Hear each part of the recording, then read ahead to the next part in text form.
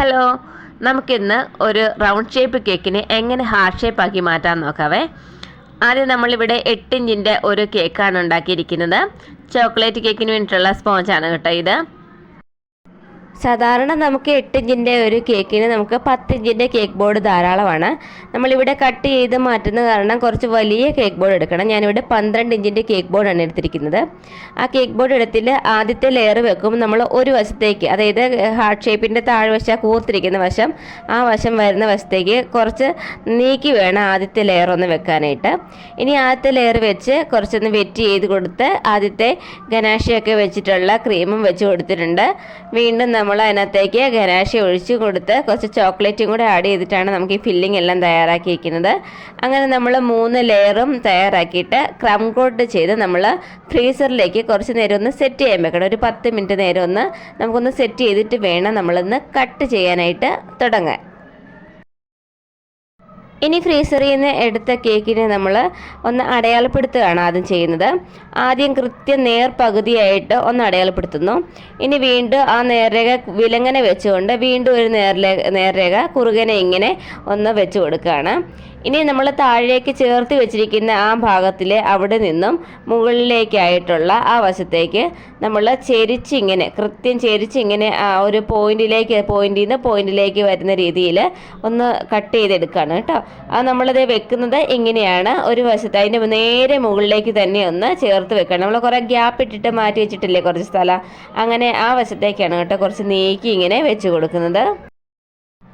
ഇനി ഇതേപോലെ തന്നെ നമുക്ക് അതിൻ്റെ തൊട്ടടുത്തിരിക്കുന്ന ആ താഴ്വശത്തുള്ള ആ ഭാഗം അങ്ങനെ കുറുകിനെ ഇങ്ങനെ ഒന്ന് കട്ട് ചെയ്ത് കൊടുക്കാം.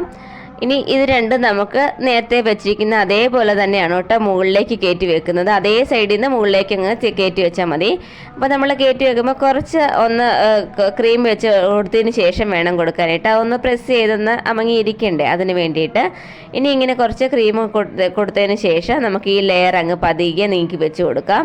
അത് കൊടുത്തതിന് ശേഷം നല്ലപോലെ നമുക്ക് ആദ്യം ഇരിക്കുന്നില്ല, ശരിയാകുന്നില്ല എന്നൊക്കെ തോന്നുമായിരിക്കും.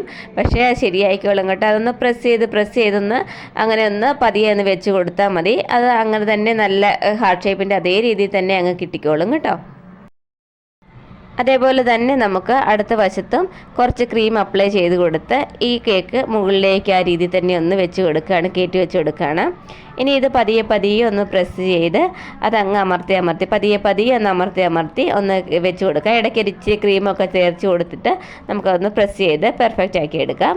ഇനി ഇതിൻ്റെ മുകൾ വശത്ത് കുറച്ച് ചെറിയൊരു വെട്ട് പോലെ ഉണ്ടല്ലോ, അപ്പോൾ അതിന് വേണ്ടിയിട്ട് നമ്മളൊരു കുറച്ച് മാത്രം, ഒരു ലേശം മാത്രമേ നമ്മളൊന്ന് കട്ട് ചെയ്ത് മാറ്റുന്നുണ്ട്. ഒരുപാടൊന്നും ഇല്ല കേട്ടോ കട്ട് ചെയ്ത് കളയാനായിട്ട്.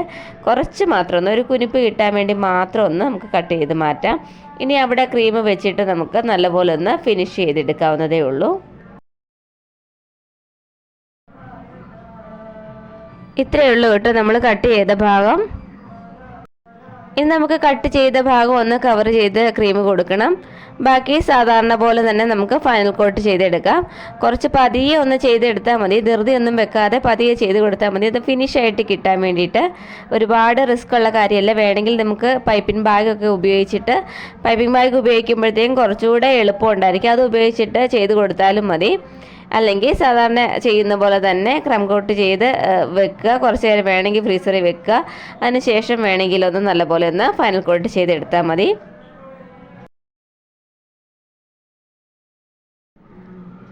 ഇപ്പം നമ്മൾ ഫൈനൽ കോട്ട് കൂടെ ചെയ്തെടുത്ത് വെച്ചിട്ടുണ്ട്. ഇനി നമ്മൾ ചെറിയൊരു ഡിസൈനാണ് കേട്ടോ ചെയ്ത് കൊടുക്കുന്നത്.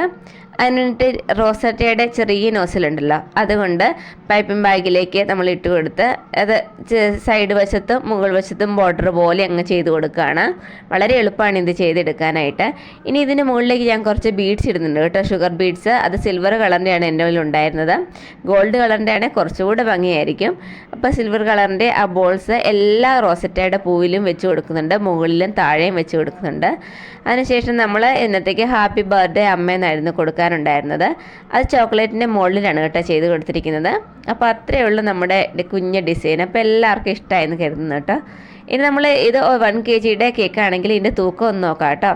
ഇത് ഏകദേശം 1.5 കിലോ ഉണ്ട് ഈ കേക്ക്. നമ്മൾ അത്രയും നല്ല രീതിയിലാണ് കേട്ടോ നമ്മൾ ചെയ്ത് കൊടുത്തിരിക്കുന്നത്. അപ്പോൾ ഇന്നത്തെ വീഡിയോ എല്ലാവർക്കും ഇഷ്ടമായെന്ന് കരുതുന്നു. അടുത്ത വീഡിയോയിൽ കാണും വരെ ബൈ.